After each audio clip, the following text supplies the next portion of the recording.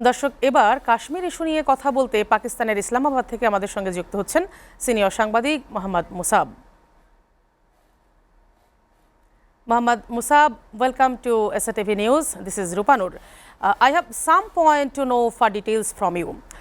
Do you think the ceasefire going to be long term and can bring permanent peace in Kashmir while diplomatic instability still there between India and Pakistan? You're doing well. That is the hope. Everybody on both sides of the border is hoping that that is true. At this point in time, there's a lot going on between the two countries. Nobody really knows what's going on diplomatically because that's behind closed doors. So the Indian side issued a statement yesterday, day before yesterday, actually, when the both DGMOs talked online. The Pakistanis did not report anything. It was just a one-liner saying that both DGMOs had talked. When we're talking about diplomacy, we're talking about the US and Saudi Arabia, UAE, and Qatar being backdoor channels where both countries feel comfortable, both countries think that they can find a solution. Donald Trump is on a visit to the Middle East, and it's being hoped that sanity would prevail. Having said that, the statements being issued on both sides are not looking very good. A lot of people in Pakistan, and I'm confirming this after confirming this from my sources in the defense circles of Pakistan, a lot of people think that there'll be another attack. And this attack will again be met by a Pakistani attack. So at this point in time, I don't think the ceasefire is long unless we can get hold of any credible information on what's going on behind closed doors, what's being discussed on the table.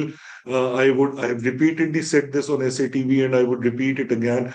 Water being the biggest issue at this point in time. Also, both countries blame each other of cross-border terrorism, and that is something that has rattled both nations. India has been a victim of terrorism, and Pakistan has been a victim of terrorism. So any act that goes on in both countries is blamed on the other without the investigation being conclusive. We saw that in Pulwama, we saw that in Pahalgam. The Indian MOFA yesterday said that the Pahalgam investigation is still on. The question then is, why was Pakistan attacked? Why was Pakistan blamed?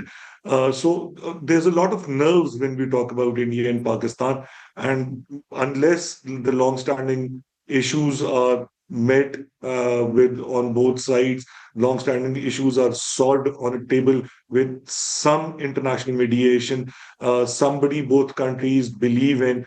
Unless that happens, I don't think the ceasefire is going to be permanent. More want to know, Mr. Musab.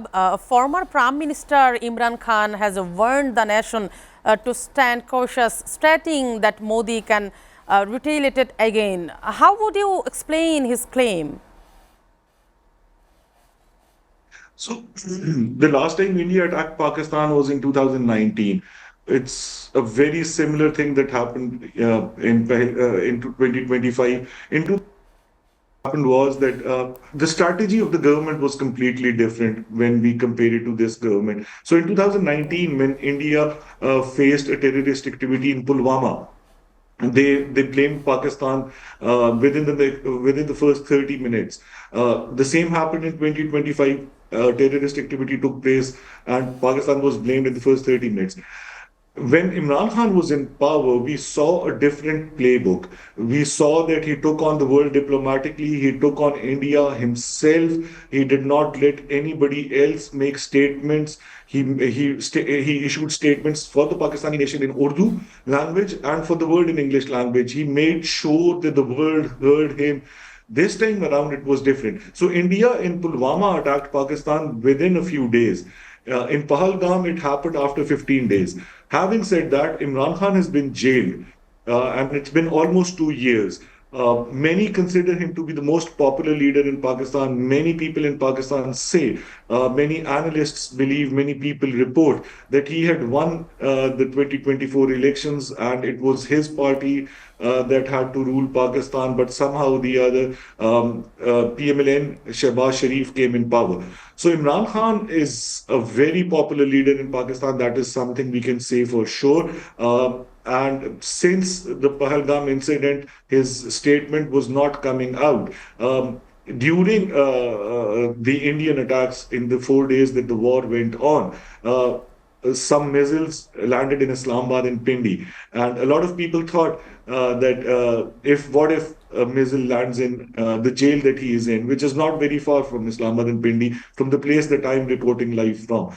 And his party went to courts and asked for a parole. Today, the petition came up, and they said that he get a parole as soon as something happens. So anything that happens from the Indian side now will bring Imran Khan out. Now that is very big news. Coming back to your question, I'm sorry I gave a long context to your question, but it had to be understood. So his sister Alima Khan and his two other sisters, Noreen and one another sister, met Imran Khan yesterday. And although Imran Khan has huge differences with the current establishment, which we've reported over the last 2-3 Yeah. years, his statement means that the country is not divided anymore.